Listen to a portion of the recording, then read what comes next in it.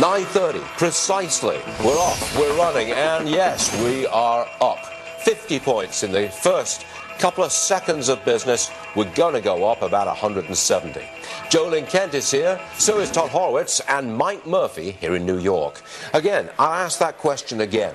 Is this a solid rebound, Mr. Murphy? Most certainly is, and it's more impressive, Stuart, due to the fact that we were up 300 points on Friday. Now we're adding to those gains today. So look at the gains today. You want to hold these gains, but I think it's very constructive that the market looks to be going through a bottoming process at this point. All right, Todd, is this a solid rebound that lasts?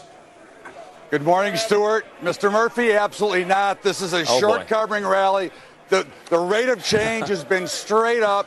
The shorts are getting their squeeze there, and it's going to go back and revert. This market is not a bull market. This is a bear market.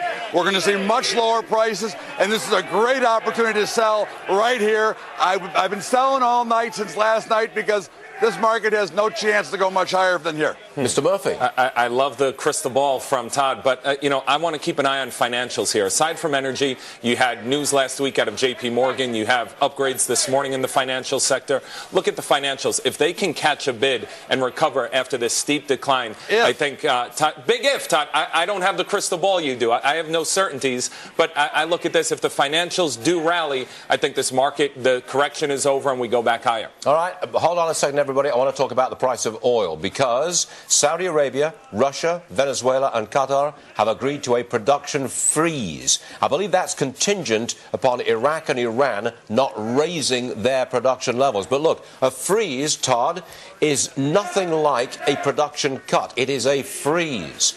That's why I think the market is not appearing, it doesn't have much faith in this freeze, does it? I think it's got no faith. I think it really doesn't care. I think one of the things I think we've learned over the last few months, now that we produce so much of our own oil, Stuart, is that we're not as concerned with what happens over there anyways. We're not really users of Iran oil. We're not users of all the foreign oil anymore. That's why when you see geopolitical unrest, you don't see those major rallies in our oil markets again. The big problem comes down to we have too much supply. However, I still believe that oil is a great buy here. I think this is where you want to own it.